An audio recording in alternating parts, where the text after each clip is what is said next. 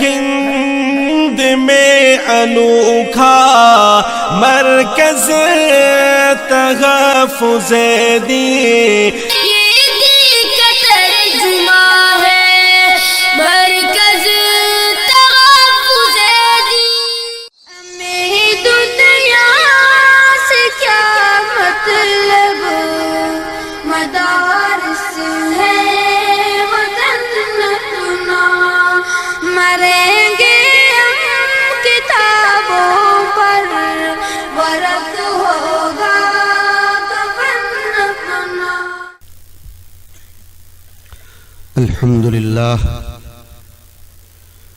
الحمد لله حمدا طيبا كثيرا كما أمر، ونشهد أن لا إله إلا الله وحده لا شريك له في الخلق والأمر، ونشهد أن سيدنا وسندنا ومولانا محمدا عبده ورسوله سيد الجن والبشر، صلی اللہ تبارک و تعالی علیہ وعلى آلہ واصحابہ وازواجہ وذریاتہ ومن اہتدى بہدیہ واستنى بسنتہ وبارک وسلم تسلیما کثیرا، اما بعد فاعوذ باللہ من الشیطان الرجیم، بسم اللہ الرحمن الرحیم، والذين يقولون ربنا هب لنا من أزواجنا وذرياتنا قرة أعين وجعلنا للمتقين إماما، أولئك يجزون الغرفة بما صبروا ويلقون فيها تحية وسلاما. وقال تعالى: يا أيها الذين آمنوا قوا أنفسكم وأهليكم نارا وقودها الناس والحجارة عليها ملائكة غلاظ شداد لا يعصون الله ما أمرهم ويفعلون ما يؤمرون. وقال نبينا وشفيعنا محمد صلى الله عليه وسلم: كلكم راع وكلكم مسؤول عن رعيته. صدق اللہ العظیم وصدق رسولہ النبی الامی الکریم. اسٹیج پر رونق افروز قابل صد تکریم و تبجیل حضرات علماء کرام، بھائیوں، دوستوں، بزرگوں اور معزز خواتین اسلام اور میرے پیارے بچوں اور بچیوں، حضرت اقدس مفتی صاحب دامت برکاتہم العالیہ سے آپ سب حضرات مدارس کی اہمیت اور افادیت کے باب میں ان کی ایک طویل عمری کے ساتھ ساتھ کے تجربات سن رہے تھے. میں اسی سلسلے کلام کو تھوڑا سا آگے بڑھاتے ہوئے اور کچھ دیگر ضروری امور کی طرف توجہ دلاتے ہوئے اپنے کلام کا آغاز کرتا ہوں. سب سے پہلے تو اس علاقے کے لیے، خصوصاً اس بستی کے لیے، اس سے بڑی خوش قسمتی اور سعادت مندی کیا ہوگی کہ اس مدرسے کی بنیاد اور اس مدرسے کا افتتاح اس گاؤں کے لیے فرشتوں کے پر سے محظوظ اور منور ہونے کا ایک سنہرا موقع فراہم کرتا ہے. آپ اس کو کوئی چھوٹا سا جملہ نہ سمجھیں. میں ایک مرتبہ حیدرآباد کے علاقے سے نندربار کے ریلوے اسٹیشن پر اترا. اسی دن ہمارے جامعہ عقل کوا کی چھٹیاں ختم ہو رہی تھی. دھیان سے میری اس بات کو سنیں. ہزاروں طلبہ ٹرین سے اتر رہے تھے. کوئی آندھرا سے آ رہا تھا، کوئی بنگال سے آ رہا تھا، کوئی اڑیسہ سے آ رہا تھا، کوئی ناندیڑ سے آ رہا تھا، کوئی بھساول سے آ رہا تھا، وغیرہ وغیرہ۔ اب میرے کچھ دوست احباب محبین بھی مجھ کو لینے کے لیے، ملاقات کے لیے ریلوے اسٹیشن پر پہنچے، جن کا تعلق نندربار شہر سے ہی تھا۔ اللہ تعالیٰ نے اس وقت ذہن میں ایک بات ڈالی جس کو سن کر ان کے دل پر ایک خاص قسم کا تأثر قائم ہوا۔ میں نے کہا کہ تمہارا شہر نندربار بہت خوش قسمت، سعادت مند ہے کہ اتنے ہزاروں طلباء کا ریلوے سے یہاں اترنا اور پھر یہاں سے ٹیکسی پکڑ کر ہمارے جامعہ کی طرف آنا، یہ اس شہر کے اندر فرشتوں کی کثرت سے آمد کا بھی ذریعہ بنتا ہے۔ وہ کس طور پر؟ سنیے، حدیث شریف میں آیا ان الملائکۃ لتضع اجنحتها لطالب العلم رضا بما يصنع۔ فرشتے طالب علم کے سفر علم سے اور اس کے کارکردگی علم سے خوش ہو کر اپنے پر بچھاتے ہیں۔ طالب علم جہاں بھی آتا ہے، جہاں سے بھی چلتا ہے، فرشتے وہاں اپنے پر بچھاتے ہیں۔ طالب علم چاہے مرد ہو چاہے عورت ہو، چاہے لڑکا ہو چاہے لڑکی ہو، اس کے لیے فرشتوں کا پر بچھانا محدثین کے یہاں اس کی بہت سی توجیحات ہیں۔ یہ درسی مجلس نہیں ہے کہ میں ان توجیحات کو ذکر کروں، لیکن ایک بات ضرور عوامی سطح کی کہتا چلوں کہ فرشتے طالب علم کی راہ میں پر بچھاتے ہیں، یعنی اس علاقے پر آنے والی آفات کو فرشتے اپنے پر کے ذریعے ٹال دیتے ہیں۔ بہت بڑی خوش قسمتی ہے کہ جس علاقے میں کوئی ادارہ ہو، چاہے بنین کا چاہے بنات کا، ان بچے اور بچیوں کی برکت سے اس علاقے کی آفتیں مصیبتیں ٹلتی ہیں۔ اصل میں ہم نے، مجھے معاف کیجئے میں چونکہ کھری کھری بات کہنے کا فطرتاً بھی عادی ہوں اور اسی پر مرنا چاہتا ہوں، مداہنت ہماری طبیعت میں نہ ہے اور دعا کرتا ہوں کہ کبھی نہ آئے۔ ہم نے دین کے دیگر شعبوں کے فضائل بہت سنے، لیکن علم دین کے فضائل ہمیں معلوم ہی نہیں۔ مدارس کی برکتوں سے ہمیں ذرہ برابر آشنائیت نہیں ہے۔ میں آپ کو ایک استدلال کرتا ہوں، بہت توجہ سے سنیے بات۔ اللہ تعالی 9ویں پارے میں سورہ انفال میں ایک دقیق بات فرماتے ہیں، اور مزید توجہ کا طالب ہوں۔ مکہ کے مشرکوں نے، مکہ کے کفار نے ایک سوال اٹھایا تھا، عنادت، ہٹ دھرمی کے پیش نظر، کہ اگر ہم باطل پر ہیں، اگر ہم غلط ہیں، تو اللہ کا عذاب کیوں نہیں آتا ہمارے اوپر؟ وہ کہتے تھے اللہم ان کان ھذا ھو الحق من عندک فامطر علینا حجارة من السماء او ائتنا بعذاب علیم۔ اے اللہ، اگر یہ محمد اور محمد کا مشن صلی اللہ علیہ وسلم تیری طرف سے دیا ہوا اور برحق ہے، تو پھر تو آسمان سے ہمارے اوپر پتھروں کی برسات برسا دے، ہمیں ختم کر دے، یا دردناک عذاب بھیج دے۔ سنو قرآن نے کیا جواب دیا۔ قرآن نے کہا کہ ان لوگوں کو اڑا دینا اور ان کو ختم کرنا چٹکی کا کھیل ہے، لیکن میرے لیے عذاب اتارنے میں دو چیزیں رکاوٹ ہیں. دو چیزوں کی بنیاد پر میں عذاب نہیں اتار رہا ہوں.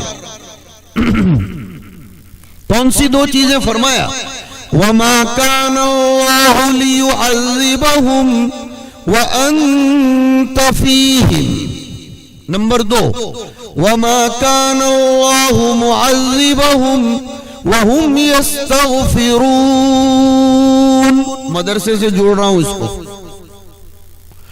اللہ دنیا والوں پر عذاب نہیں اتارتا جب تک کہ نبی کی ذات بابرکت ان میں موجود ہوتی ہے. مفسرین نے لکھا کہ نبی کی برکت سے جیسے عذاب ٹلتا ہے، وارثان علوم نبوت کی برکت سے بھی عذاب ٹل جاتا ہے. اس لیے کہ نبی کے وارثوں کا موجود ہونا گویا نبی کا موجود ہونا ہے، نبی کے مشن کا باقی رکھنا ہے. اور پھر یہ تو اور آگے بڑھ کر کہہ دوں، علماء ضرور اس سے محظوظ ہوں گے کہ ہم سب اہل سنت والجماعت کا متفقہ، بالخصوص علماء دیوبند جعلنا اللہ وإیاکم منہم کا یہ متفقہ عقیدہ ہے کہ نبی اس دنیا سے پردہ تو فرما گئے ہیں، نقل مکانی آپ نے فرمایا ہے، ایک جگہ سے دوسری جگہ آپ تشریف لے گئے، ختم نہیں ہوئے. اس عقیدے کی روشنی میں ہم اپنی بات کو یوں ثابت کر سکتے ہیں کہ نبی پاک علیہ السلام حسن حقیقتاً اگرچہ ہم میں موجود نہیں، لیکن مدارس کی شکل میں نبی حکمن اور معنن موجود ہے. اور جب نبی حقیقتاً چاہے نہ صحیح لیکن حکمن اور معنن موجود ہوں تو آیت کریمہ کا باطنی معنی ہماری اس بات پر فٹ بیٹھے گا. اس لیے کہ امام مسلم رحمت اللہ علیہ نے ایک اثر نقل فرمایا ہے، ان لکل آیت من القرآن ظہرا و بطنا. قرآن کریم کی ہر آیت کا ایک ظاہری معنی ہوتا ہے، ایک باطنی معنی ہوتا ہے.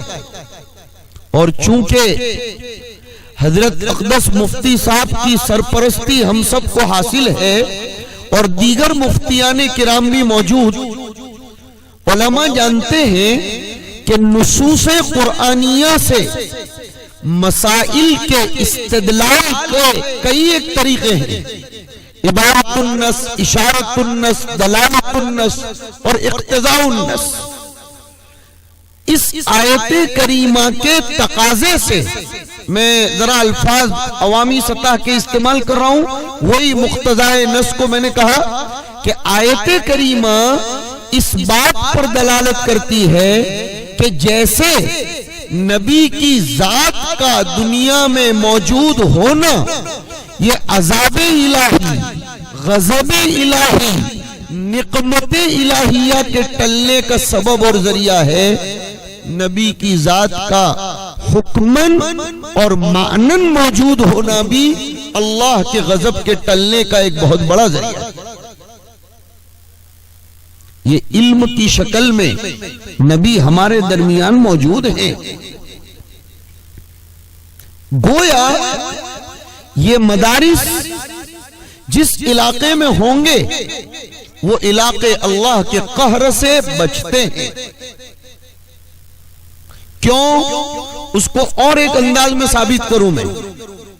مدارس ہوں گے تو رحمت خداوندی متوجہ ہوگی، صاف بات کر رہا ہوں. اور حدیث کی بنیاد پر کر رہا ہوں. جو اس حقیقت کا انکار کرے گا وہ منکرین حدیث میں شمار ہوگا. حدیث میں کیا فرمایا؟ سمندر کی مچھلیاں تک، جنگل کے درندے تک طالبان علوم نبوت کے لیے دعا کرتے ہیں. محدثین نے اس کا فلسفہ بیان کیا. بہت لنک کے ساتھ بات کو سمجھیے. محدثین نے لکھا کہ جنگل کے درندوں کو اور سمندر کی مچھلیوں کو مدرسوں کے طلباء سے کیا لینا دینا کہ سمندر کی مچھلیاں طلباء اور طالبات کے لیے دعا کریں، طبیعت کھل جائے گی تمہاری.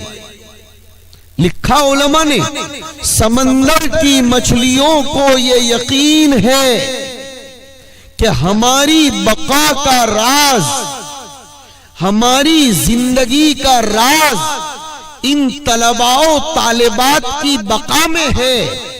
اگر یہ طلباء و طالبات ہوں گے تو ظلمتوں سے دنیا کو نکال کر نور کی طرف لایا جائے گا، اور جب نور پر دنیا چلے گی رحمت خداوندی متوجہ ہوگی، پانی برسے گا، جنگل میں سبزہ اگے گا. پانی ہوگا تو مچھلیاں رہیں گی، سبزہ ہوگا تو جنگل کے درندوں پرندوں وغیرہ کو استفادے کا موقع ملے گا. تو جب میں پھر سے عبارہ بولا ہوں، تو جب سمندر کی مچھلیوں کی بقا کا راز، جنگل کے درندوں کی بقا کا راز ان علماء اور طلباء اور طالبات کی بقا میں ہے، تو پوری دنیا انسانیت کی بقا کا راز ان مدرسوں کی بقا میں. فراموش مت کیجئے اس بات کو. اور آگے بڑھ کر اور کہتا ہوں، جو اس حقیقت کا انکار کرے گا وہ منکر قرآن ہوگا. جو میں آگے کہہ رہا ہوں، مدارس کا کام اور علماء کا کام یہ نبیوں والا کام ہے. میں نہیں کہتا اس کو، قرآن کہہ رہا ہے. کہاں کہہ رہا ہے؟ ایک جگہ نہیں، دو جگہ نہیں، 3-4 جگہ پر کہہ رہا ہے قرآن. کہاں کہاں کہہ رہا ہے؟ میں سب جگہ کی تلاوت نہیں کروں گا. فرمایا لَقَدْ مَنَّ اللَّهُ عَلَى الْمُؤْمِنِينَ اِذْ بَعَثَ فِيهِمْ رَسُولًا مِّنْ أَنفُسِهِمْ يَتْلُو عَلَيْهِمْ آيَاتِهِ وَيُزَكِّيهِمْ وَيُعَلِّمُهُمُ الْكِتَابَ وَالْحِكْمَةَ. کہ اللہ نے ایمان والوں پر احسان فرمایا کہ ان میں ہی سے ایک رسول بھیجا، اور اس رسول کا کام کیا ہے؟ قرآن کریم کی آیات کی تلاوت کرنا اور لوگوں کے دلوں کو مانجنا. ہاں، لوگوں کے دلوں کو مانجنا. دلوں کو، دل پر محنت کی ضرورت ہے.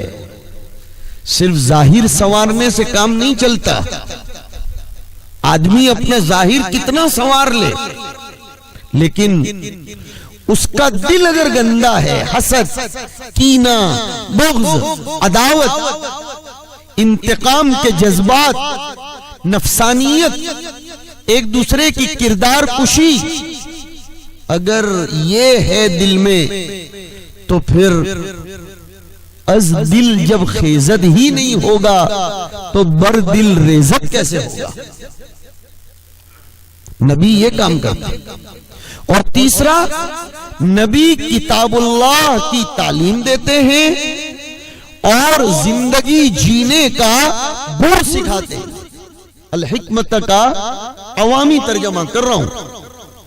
یہ چاروں ملے جلے کام لڑکے اور لڑکیوں کے مدرسے میں انجام دیے جاتے ہیں. اور صاحب، شاید کبھی آپ حضرات کی توجہ اس آیت کی طرف گئی ہو کہ خود نبی پاک علیہ الصلوۃ والسلام کو قرآن مجید خطاب کرتا ہے اور کہتا ہے اتل ما اوحی الیک من الکتاب واقیم الصلاۃ۔ اے نبی آپ کتاب کی تلاوت کیجئے۔ جب نبی کو تعلیم ہے تو پھر مومنین کو اس کا حکم کیوں نہیں ہوگا؟ مومنین کو قرآن کی تلاوت کرنی پڑے گی۔ اور تلاوت کسے کہتے ہیں؟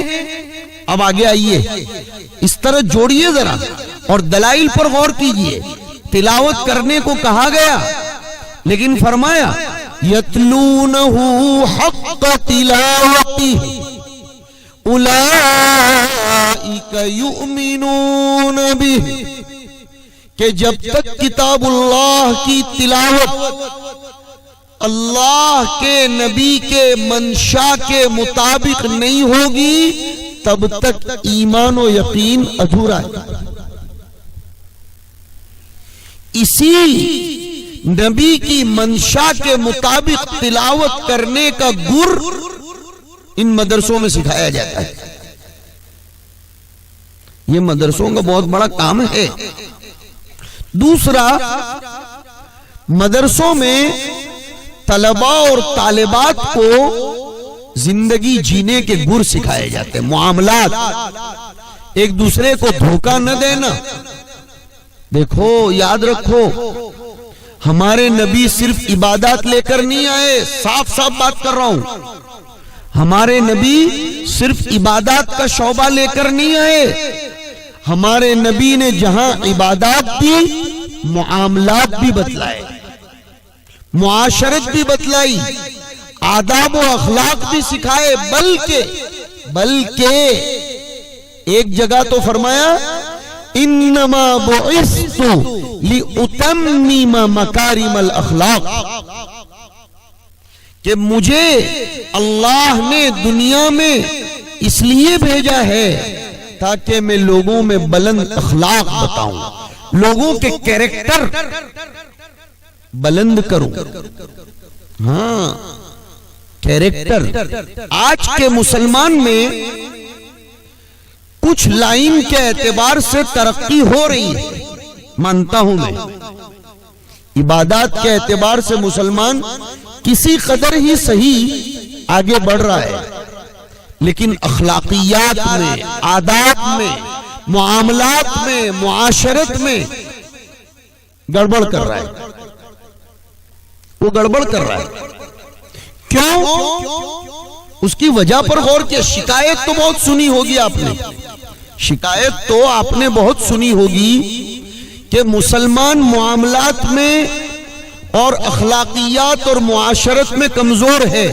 آج تک شکایتیں سنی، لیکن آج میں آپ کو اس کا سبب بتاؤں، اس لیے کہ میرا اپنا ایک نظریہ ہے، شاید تمام علماء اس سے اتفاق کریں گے کہ یہ امت شکایتی امت نہیں ہے، یہ امت شکایتوں کے پیدا ہونے کے اسباب، عوامل اور اس کے علاج تلاش کرنے والی امت۔ شکایتوں سے کام تھوڑا چلتا ہے۔ تو اب یہ شکایت ہر ایک کے زبان پر ہم لوگ سنتے ہیں کہ بھئی ہمارے معاملات ٹھیک نہیں، ہماری معاشرت ٹھیک نہیں۔ کیا وجہ ہے؟ وجہ جہالت، جہالت اس کی وجہ ہے۔ اس لیے کہ لوگوں کو نہیں معلوم کس کے کتنے حقوق بنتے ہیں، کس کے ساتھ کا معاملہ کیسا کرنا چاہیے۔ اس لیے کہ سنو، نبی کی زندگی میں صرف نماز نہیں ملتی، نبی کی زندگی میں خرید و فروخت بھی ملتی ہے، نبی کی زندگی میں معاشرت بھی ملتی ہے، نبی کی زندگی میں ایک دوسرے کے ساتھ کس طرح کا معاملہ کرنا بھی ملتا ہے۔ میں ایک نقطے کی طرف توجہ دلاؤں، حدیث شریف میں فرمایا 7 قسم کے لوگ قیامت کے دن عرش کے سایہ تلے ہوں گے جس دن کوئی سایہ نہیں ہوگا. اسلام کا نظریہ سمجھا رہا ہوں. اس میں سے ایک شخص بتلایا گیا کہ رجل قلبہ معلق فی المساجد، وہ آدمی جس کا دل مسجد میں لٹکا ہوا ہو. کیا بلاغت نبویہ ہے. یہ نہیں فرمایا کہ جس کا دل مسجد میں باندھا ہوا ہو، یہ نہیں فرمایا. باندھنا اور لٹکانا میں فرق ہے. دیکھو مجھے تو سمجھانا ہے، کسی بھی طریقے سے سمجھا لوں. یہ قلم ہے، اس کو اگر آپ باندھ دیں گے تو یہ نہ ادھر حرکت کرے گی نہ ادھر حرکت کرے گی، اس لیے کہ آپ نے اس کو باندھ دیا ہے. اور اگر آپ اس کو لٹکائیں گے تو یہ تو ہلے گی، یہ ادھر بھی جائے گی ادھر بھی جائے گی، اور پھر جب جھونکے ختم ہوں گے تو یہ درمیان میں آ کر اٹک جائے گی. مومن کو بتایا گیا کہ ہماری تعلیم تجھ کو مسجد میں اٹکانے کی نہیں ہے، لٹکانے کی. ہم تجھے دنیا سے کاٹنا نہیں چاہتے، ہم تجھے دنیا سے کاٹنا نہیں چاہتے ہیں. نہیں نہیں نہیں نہیں، جمعہ جیسے مقدس دن میں بھی ہم تجھے کہتے ہیں کہ جب نماز ختم ہو جائے فانتشروا فی الارض، زمین میں پھیل پڑو، وابتغوا من فضل اللہ، اور اللہ کی روزی کو تلاش کرو. فضل سے مراد یہاں روزی ہے، اس لیے کہ قرآن نے دوسری پر بھی فضل بول کر روزی مراد لی ہے. کہاں لی ہے؟ دوسرے پارے کے رکوع نمبر 9 میں، لیس علیکم جناح ان تبتغوا فضلا من ربکم. تو میں سمجھانا یہ چاہ رہا ہوں کہ مسلمان کو جب یہ کہا گیا کہ تیرا دل مسجد میں اٹکا نہیں لٹکا ہوا ہونا چاہیے، تو دنیا کے تقاضوں کا بھی خیال کر، لیکن دنیا کے تقاضوں میں رہتے ہوئے تیرا دھیان، تیری توجہ مسجد کی طرف ہونی چاہیے. اسی لیے بیلنس دیکھو، بیلنس سمجھو، ذرا قرآن کو سمجھو. بیلنس رکھتے ہوئے فرمایا کہ ہم نے خود تجھے کہا کہ جب نماز ہو جائے زمین میں پھیل پڑو، اللہ کی روزی تلاش کرو، لیکن روزی تلاش کرنے میں ذکر الہی سے غفلت مت برتنا. اس لیے اسی آیت میں فرمایا وَاذْكُرُوا اللَّهَ كَثِيرًا. کیا بیلنس ہے بھائی کہ اِذَا قُضِيَتِ الصَّلَاةُ وَاذْكُرُوا اللَّهَ كَثِيرًا، اور درمیان میں فَانْتَشِرُوا فِي الْأَرْضِ. پہلے نماز، پھر ذکر، اور درمیان میں روزی کی تلاش. اب ظاہر بات ہے کہ جب روزی کو تلاش کرنا اور روزی کے لیے محنت کرنا یہ فریضہ خداوندی ہے، تو جیسے سنیے، جیسے دیگر فرائض کو نبی نے کر کے بتلایا، کہہ کر بتلایا، ویسے رزق کمانے کا طریقہ بھی نبی نے کر کے اور کہہ کے دونوں اعتبار سے بتایا. اب یہ کیسے پتا چلے گا؟ یہ مدارس سے پتا چلے گا، یہ علماء سے پتا چلے گا. مجھے یاد آئی ایک بات، امام محمد ابن الحسن الشیبانی رحمہ اللہ تعالی سے کسی نے پوچھا الا تصنف کتابا فی الزہد، کہ آپ فن تصوف پر کوئی کتاب کیوں نہیں لکھتے؟ ہمارے زمانے میں تو تصوف کو محدود کر لیا گیا ہے کہ مسجد کا کونا پکڑ کر بیٹھے رہنا، 1000 دانے کی تسبیح پھرانا، اس کا نام تصوف ہے۔ سائل کی غرض بھی شاید یہی تھی، اور وہ اسی ذہنیت کا تھا جس کو شاہ عطا اللہ بخاری رحمت اللہ علیہ کی زبانی کہیں گے ذہنی مریض تھا وہ۔ کچھ لوگ سائیکولوجیکلی بیمار ہوتے ہیں دین کے میدان میں بھی، جو ادھورے ہوتے ہیں وہ سائیکولوجیکلی بیمار ہوتے ہیں، ان کو دین کے سائیکیٹرسٹ کے پاس لے جا کر ایسے پیشنٹوں کا علاج کروانا چاہیے۔ امام محمد رحمت اللہ علیہ نے فرمایا کہ تو نے سوال کیا کیا کہ تم فن تصوف پر کوئی کتاب کیوں نہیں لکھتے؟ جواب دیا نعم، کیوں نہیں، میں نے لکھی ہے، قد صنفت کتابا فی البیوع۔ کیا شاندار جواب ہے کہ میں نے بیع و شراء کے مسائل پر، خرید و فروخت کے مسائل پر تو کتاب لکھی ہے، اور خرید و فروخت میں اور معاملات میں ہی تو مومن کی صحیح پہچان ہوتی ہے۔ ہاں جی، حضرت عمر سے زیادہ تو میں نے اور آپ نے اسلام نہیں سمجھانا بھائی، میں تو دلیل کے ساتھ بات کر رہا ہوں۔ حضرت عمر سے زیادہ اگر ہم میں سے کسی نے اسلام سمجھا ہو تو وہ اپنے ایمان کی خیر منائے۔ حضرت عمر کے پاس جا کر رضی اللہ تعالی عنہ وارضہ ایک صاحب نے کسی کی جی بھر کر تعریف کی کہ بس وہ ہمیشہ اعمال میں لگے رہتے ہیں۔ آج کی دنیا کا ترجمہ کرو کہ جب دیکھو جب وہ اعمال میں لگے رہتے ہیں، اعمال والی محنت کرتے ہیں، جب دیکھو جب نماز، جب دیکھو جب تسبیح، جب دیکھو تب یہ اور جب دیکھو تب یہ۔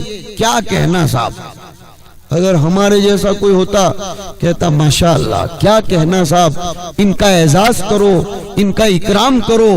حضرت عمر نے فرمایا خبردار، تم نے کبھی اس کے ساتھ کوئی ویوہار کیا، کوئی معاملہ کیا ہے؟ تم نے کبھی اس کے ساتھ کوئی معاملہ کیا؟ کہا آج تک نہیں کیا۔ کہا آج کے بعد جب تک اس کے ساتھ کوئی معاملہ نہ کرو تب تک اس کی کبھی بھی تعریف مت کرنا۔ یہ ایک تھرمامیٹر ہے جس نے فراست عمری، میں ایک جامع لفظ بول رہا ہوں، فراست عمری کی روشنی میں ہم سب کو انسانوں کے پرکھنے کا معیار بتلایا کہ انسان پرکھا جاتا ہے اپنے معاملات کے ذریعے، اپنی معاشرت کے ذریعے۔ جی ہاں، ایک صحابی رضی اللہ تعالیٰ عنہ غزوے میں نام لکھوا چکے، حضور کے پاس تشریف لائے، فرمایا اللہ کے رسول فلاں غزوے میں جانے کے لیے میرا نام لکھ دیا جا چکا ہے۔ دیکھو بیلنس، یہ بیلنس علم سکھاتا ہے۔ اصل میں مجھے یہ باتیں سنانی ہے کہ علم نہیں ہوتا تو آدمی کسی ایک طرف جھک جاتا ہے، اور اسلام وسطیت کا نام ہے، نہ افراط نہ تفریط، درمیان میں رہو۔ وَكَذَلِكَ جَعَلْنَاكُمْ أُمَّةً وَسَطًا، اور اسی کی تفسیر كُنْتُمْ خَيْرَ أُمَّةٍ اس میں فرمایا گیا، اس لیے کہ وسط کا معنی تمام مفسرین نے خیاراً عدولاً سے فرمایا ہے، اور اسی خیر کو ادھر کنتم خیر امت اخرجت للناس میں فرمایا گیا۔ تو اب سمجھو، حضور پاک صلی اللہ علیہ وسلم نے پوچھا تمہارے ماں باپ حیات ہیں؟ کہا جی ہاں۔ کہا جاؤ تمہارے ماں باپ کی خدمت کرو، اسی میں تمہارے لیے غزوے کا ثواب ہے۔ یہ دیکھنے میں چھوٹی سی حدیث ہے، نقل کر دی میں نے، سنی بھی کئی دفعہ ہوگی، لیکن اب اس کو میں ذرا اپنے انداز میں سمجھاؤں۔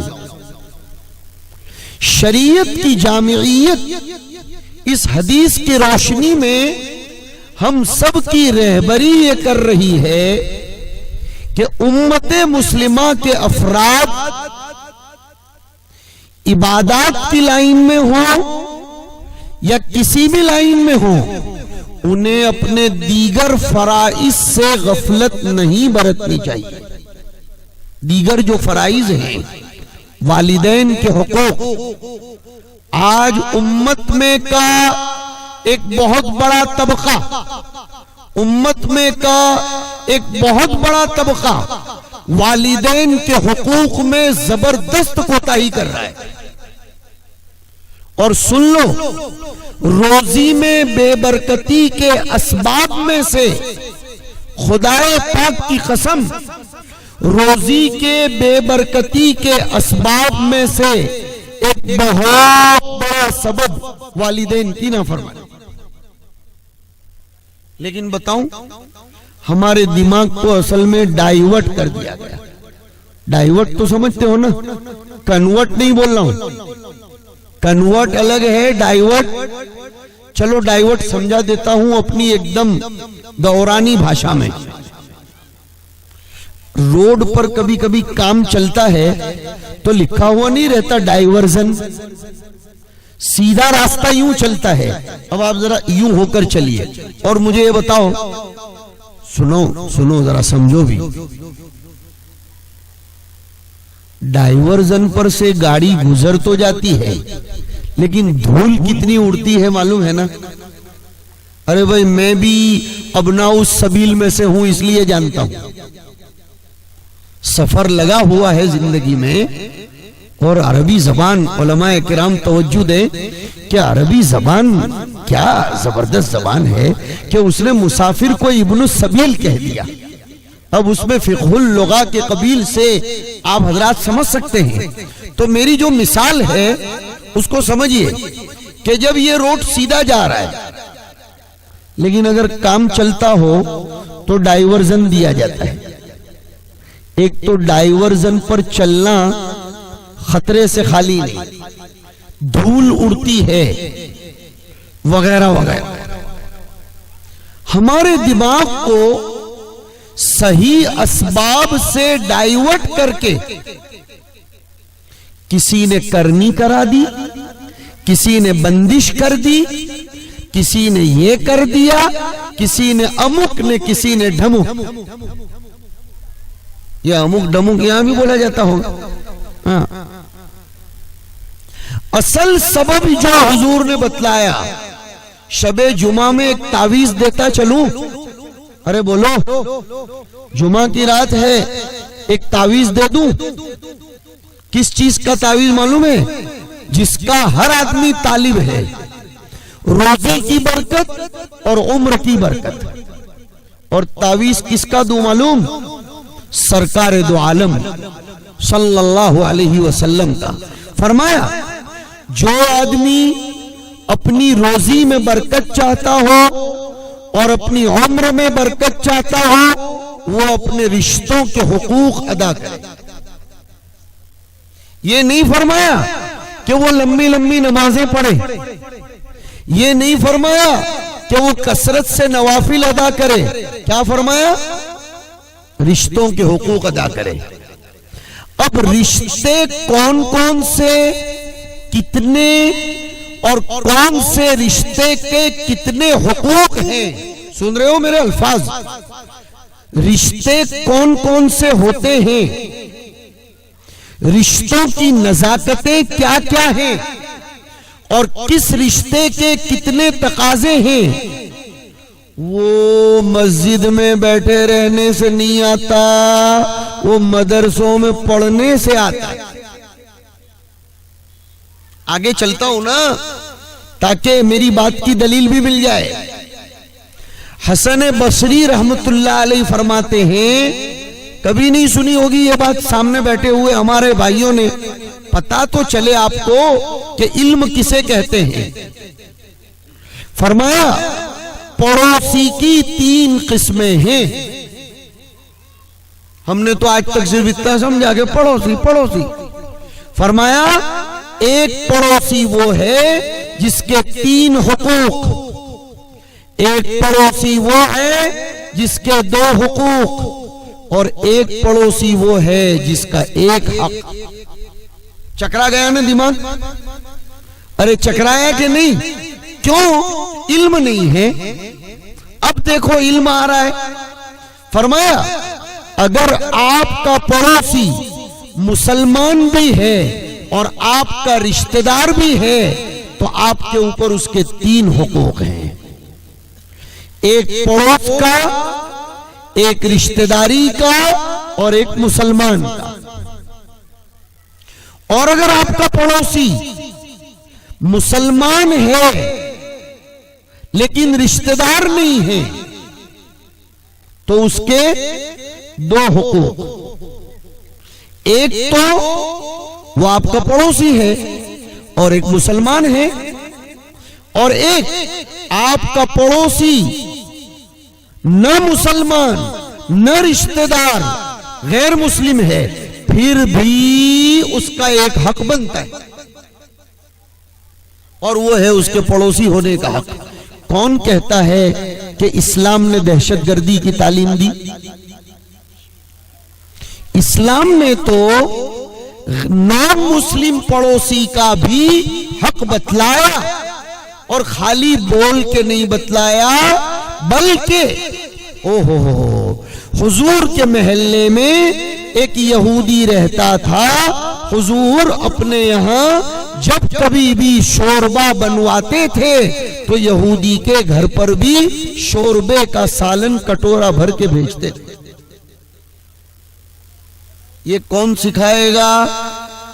مدارس سکھائے گا. اور جب ان مدارس کی تعلیمات پر عمل ہوگا تو گویا نبی کی سنتوں پر عمل ہوگا.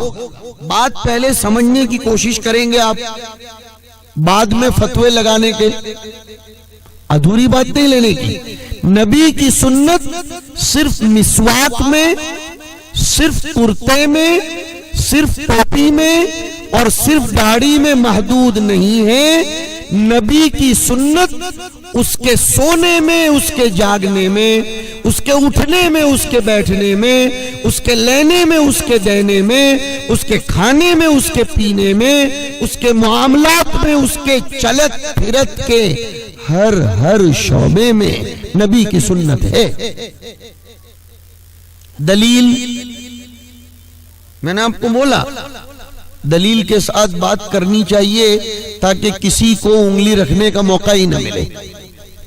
فرمایا قرآن کریم نے لَقَدْ كَانَ لَكُمْ فِي رَسُولِ اللَّهِ أُسْوَةٌ حَسَنَةٌ. کیا کمال کیا ہے علماء نے. فرمایا کہ اللہ نے یہ نہیں فرمایا کہ تمہارے لیے نبی کے مسواک میں نمونہ ہے، نبی کی نماز میں نمونہ ہے، نبی کے حج اور زکوٰۃ میں نمونہ ہے، بلکہ یہ سب الفاظ کو ہٹایا. فرمایا نبی کے سراپا میں نمونہ، نبی کی پوری زندگی میں تمہارے لیے نمونہ. اب نبی کی پوری زندگی کہاں سیکھنے کو ملے گی؟ پھر وہی بات مدارس، علماء کے پاس نبی کی سنتیں بتائی. اور ظاہر بات ہے کہ جب نبی والی شکل، نبی والی صورت، نبی والا عمل بنے گا تو آگے کی بات اور سنیے. اللہ اکبر. ایک حبیب جب کسی کو اپنے محبوب کی اداؤں کی نقالی کرتا ہوا دیکھتا ہے تو وہ اس نقال کو بھی اپنے محبوبین کے زمرے میں شامل کر لیتا. پھر سے یہ جملہ دہراتا ہوں. ایک حبیب، اشارہ اللہ کی طرف، جب کسی کو اپنے محبوب کی اداؤں کی نقالی کرتے ہوئے دیکھتا ہے تو وہ اس غیر کو بھی اپنے محبوبین کے زمرے میں شامل فرماتا ہے. اس کے لیے بھی بغیر دلیل کے بات نہیں کروں گا. اس کے لیے بھی قرآن کی دلیل فرمایا قُلْ إِن كُنتُمْ تُحِبُّونَ اللَّهَ، حبیب محبوب کی نقالی والی بات، فَاتَّبِعُونِي، جب محبوب کی نقالی ہم کریں گے تو حبیب ہمیں بھی اپنے محبوبوں میں شامل فرمائیں گے. فرمایا یحببکم اللہ. اچھا صاحب، یحببکم اللہ ہوگا، آگے کیا فرمایا؟ وَيَغْفِرْ لَكُمْ ذُنُوبَكُمْ. تو اب وہ ایک ٹکڑا باقی تھا اپنا، کون سا ٹکڑا؟ وَمَا كَانَ اللَّهُ لِيُعَذِّبَهُمْ وَأَنْتَ فِيهِمْ. دوسرا ٹکڑا وَمَا كَانَ اللَّهُ مُعَذِّبَهُمْ وَهُمْ يَسْتَغْفِرُونَ. کہ جب دنیا کے لوگ استغفار کرتے رہیں تو اللہ اپنا عذاب نہیں برساتا. اب آپ بولو گے استغفار تو سب کرتے ہیں، لیکن یہی تو میں بتانا چاہتا ہوں کہ مدرسوں کی ضرورت کیا ہے. استغفار اس کا نام نہیں ہے، دیکھو ادھر، توبہ توبہ توبہ توبہ توبہ اللہ توبہ اللہ توبہ اللہ، اس کا نام استغفار نہ تو کبھی نہیں رے بھائی، اس کا نام استغفار نہیں. نیز مجھے معاف کیجئے گا، استغفر اللہ استغفر اللہ استغفر اللہ استغفر اللہ استغفر اللہ. کیا مطلب سمجھ رہا ہے تو؟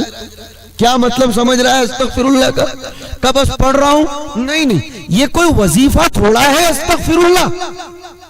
ارے بھائی وظائف کو بغیر سمجھے پڑھو تو وہ اپنی تاثیر بتاتے ہیں. ہاں یہ میں تجزیہ کر رہا ہوں، میں نہیں بولتا کہ ہر چیز سمجھ کر پڑھنے کی، لیکن جو چیزیں وظیفے کے قبیل کی ہیں وہ تو بغیر سمجھے پڑھو گے تو بھی چلے گا، لیکن جو چیزیں علاج کے قبیل کی ہے اسے سمجھنا پڑے گا. تو استغفار قبول ہوتا ہے خالی پڑھنے سے نہیں. تو اب دماغ چکرایا نا، تو پھر کیسے ہوگا؟ اس کے لیے مدرسوں میں آنا پڑتا ہے. وہ مدرسے سکھائیں گے کہ استغفار کی 2 قسمیں ہیں. آیا پھر دماغ چکرایا؟ استغفار کی 2 قسمیں، اللہ کی شان میں گستاخی کی، اس کے فرائض میں کوتاہی کی، 3 شرطیں رہیں گی تو استغفار قبول. اور بندے کی شان میں گستاخی کی تو 4 شرطیں رہیں گی. کھینچ کر بول رہا ہوں، 3 نہیں 4 شرطیں تو استغفار قبول. کون کون سی شرطیں؟ نمبر 1، استغفار کرتے وقت ہی اپنے گناہ پر ندامت ہو کہ میں نے غلط کیا ہے، پچھتا رہا ہو. لیکن ہمارا استغفار کیسا ہے معلوم ہے؟ جمعہ کی نماز کے بعد توبہ توبہ توبہ توبہ کرتے ہیں. میں اس کو لطیفے کی زبان میں کہتا ہوں، ہماری توبہ خود قابل توبہ ہے، اس لیے کہ دل میں ارادے تو وہی ہیں، باہر نکل کر پھر وہی اوندا سیدھا، اس کی ٹوپی اس کو، اس کی ٹوپی اس کو. یہ استغفار عذاب الہی کو ٹالتا نہیں. شرمندگی ہو. نمبر 2، آئندہ نہ کرنے کا پکا ارادہ ہو. نمبر 3، استغفار کرتے سے ہی اس گناہ کو چھوڑ دیا جائے.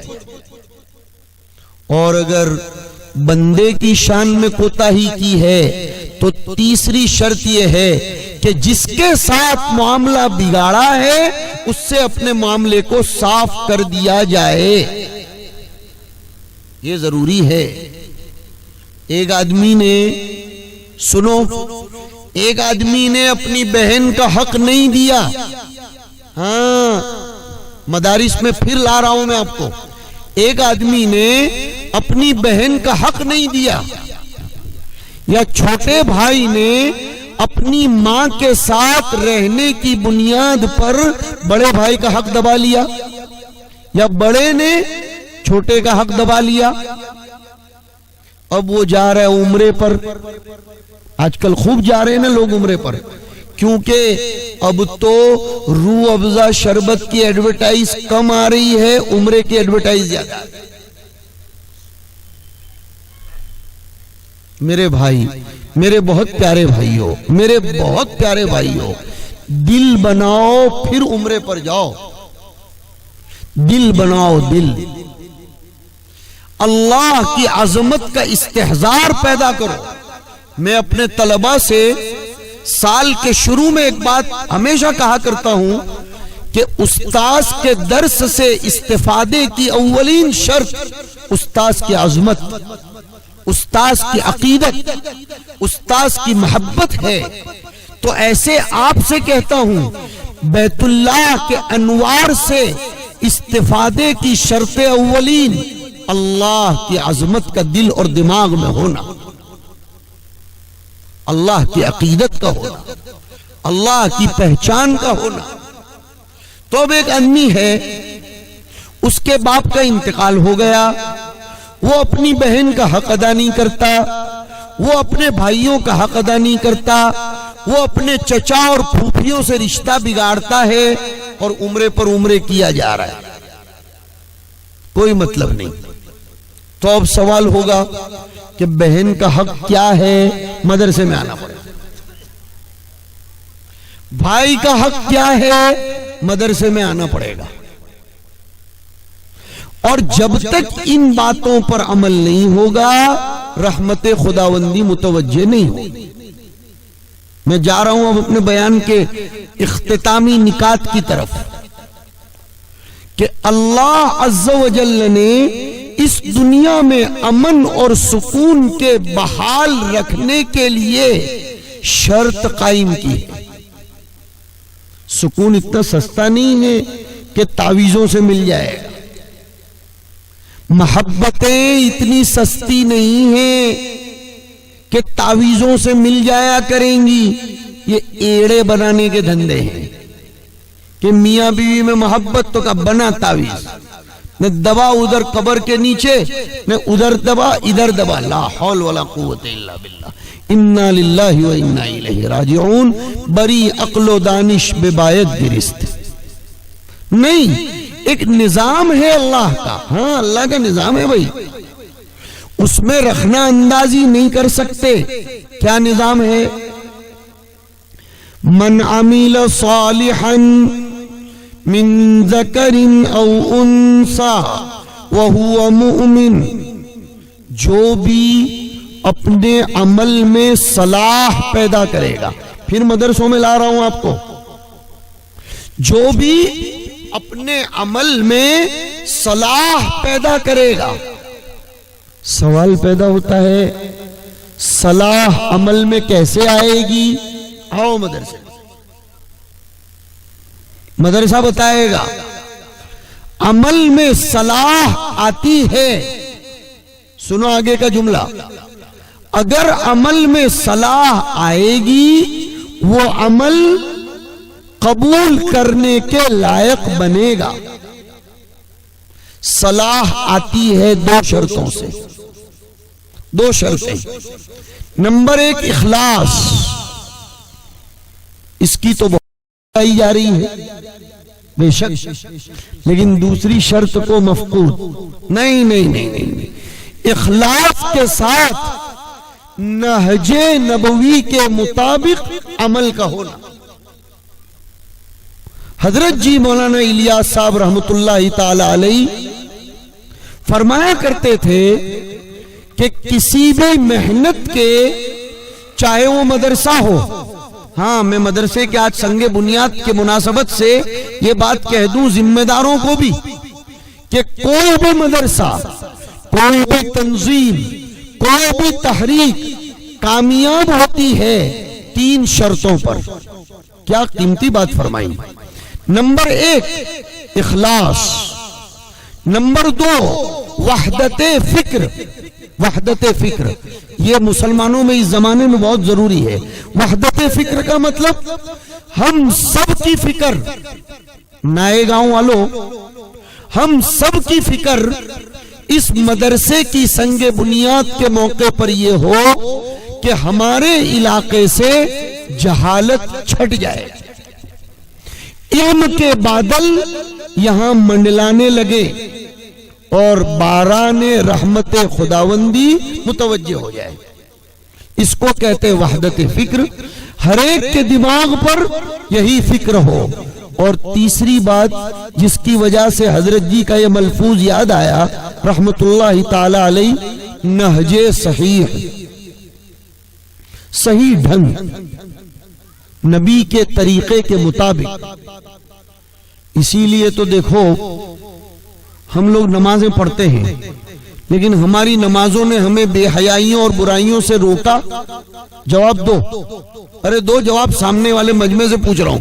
ہم لوگوں میں سے بہت سو کو نمازیں پڑھتے پڑھتے سال ہا سال ہو گئے، ہماری بے حیائیاں اور برائیاں ہمارے اندر سے مٹی نہیں۔ کیوں؟ نماز نبی کی نماز جیسی نہیں ہے، اور نبی کی نماز کیسی تھی مدرسوں میں آنا پڑے گا، وہ مدرسے بتائیں گے۔ اس لیے کہ دیکھو دو چار پریکٹیکل کر کے بتلاتا ہوں۔ ہم ایسا قول باندھتے، دیکھو کچھ لوگ ایسا باندھتے ہیں، کچھ لوگ ایسا باندھتے ہیں، ایسا کچھ لوگ ایسا بھی باندھتے ہیں، سب طریقے غلط۔ اب جب خشت اول چون حد میں امار کج تاسریا میر و دیوار کج، قول باندھنا ہی نہیں آتا۔ قول باندھنے کا طریقہ یہ ہے، دیکھو یہ طریقہ ہے، یہ دیکھ رہے ہیں آپ میرا ہاتھ۔ شاہ عبدالعزیز محدث دہلوی رحمت اللہ علیہ نے کتنی پتے کی بات لکھی کہ اس ڈھنگ سے قول باندھنے میں اشارہ ہے اس بات کی طرف کہ آگے کی ساری دنیا میں قول باندھ کر میرے پیچھے ڈال رہا ہوں، اب میں ہوں اور میرا رب ہے۔ اور یہ ہاتھ آگے رکھا گیا اور اس کو پیچھے رکھا گیا، اس لیے کہ اس پر بہت سے بال ہیں اور یہ صاف ہے۔ فرمایا کہ ایسا قول باندھ اور اپنے دل میں استحضار پیدا کر کہ میں اس کے جیسا اپنے دل کو بناؤں گا کہ جیسے اس پر کوئی بال نہیں، ویسے میرے دل میں کسی کے لیے گرد و غبار نہیں۔ یہ قول باندھنے کا طریقہ۔ اچھا اب ہم ایسا کھڑے ہو جاتے ہیں، سارے کھجانے کی فرصت نماز میں ہی ملتی ہے۔ کوئی ناک صاف کر رہا ہے، کوئی بال بنا رہا ہے، کوئی کیا کر رہا ہے، پھر آگے چلتے رہیے، تفصیل میں جانا نہیں چاہتا۔ جب نماز نہج نبوی کے مطابق نہ ہو تو یہ نماز زندگی میں تاثیر کیسے کرے؟ ایک مثال دوں اور بات اب بس 2-4 منٹ میں ختم کر دوں گا۔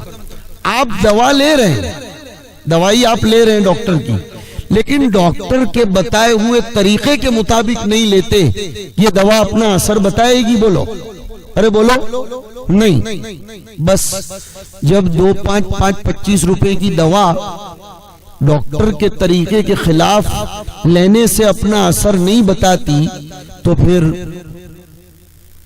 روحانی طبیب کی بتائی ہوئی عبادتیں اس حبیب پاک علیہ الصلوۃ والسلام کے بتلائے ہوئے طریقے کے خلاف کرنے سے وہ اثر نہیں بتا سکتی۔ ان سب چیزوں کے لیے یہ مدرسوں کی بنیادیں ڈالی جاتی ہیں۔ کن چیزوں کے لیے؟ دنیا نہج نبوی پر آ جائے، اللہ کے رسول کی سنتوں پر آ جائے۔ میں تہہ دل سے مبارکباد پیش کرتا ہوں مولانا عبدالقیوم صاحب عالمگیری کو، ان کے ساتھ کام کرنے والی ٹیم کو، ان کے رفقا کو، اس علاقے کے ذمہ داروں اور عوام کو کہ انہوں نے ایک بہت اچھا بیڑا اٹھایا ہے۔ ہم سب لوگوں کو اس کام میں دامے درمے قدمے سخونے تعاون کرنا چاہیے۔ دعا کرتا ہوں اللہ تعالیٰ آپ لوگوں کی طرف سے آج کیے جانے والے سنگ بنیاد میں استحکام، استقامت، اخلاص پیدا فرمائے اور اس سنگ بنیاد کو بہت آنن فانن اللہ تعالیٰ بڑی بڑی تعمیرات اور تعلیمات میں تبدیل فرما کر پورے علاقے کے لیے خیر و برکت کا ذریعہ بنائے۔ حق تعالی شانہ ہم سب کے جمع ہونے کو قبول فرمائے۔ میں بالخصوص اسٹیج پر موجود بڑے بڑے ہمارے موقر علماء مبجلین کا تہہ دل سے شکر گزار ہوں کہ انہوں نے محبت کا ثبوت پیش کرتے ہوئے جہاں علاقے کو حوصلہ بخشا، اس عاجز کو بھی سنا اور پشت پناہی فرمائی اپنی توجہات کے ذریعے۔ اللہ ان کی عمروں میں برکت دے، صحت عافیت نصیب فرمائے، اور ہر ہمارے یہ ذمہ دار علماء جو بھی مشن لے کر چل رہے ہیں، اللہ ان کے مشنوں کو بابرکت بنائے، خوب کامیاب فرمائے۔ این دعا از من و از جملہ جہاں آمین بعد، وآخر دعوانا ان الحمدللہ رب العالمین۔ جزاکم اللہ۔ ہے ہند میں انوکھا مرکز تحفظ دین،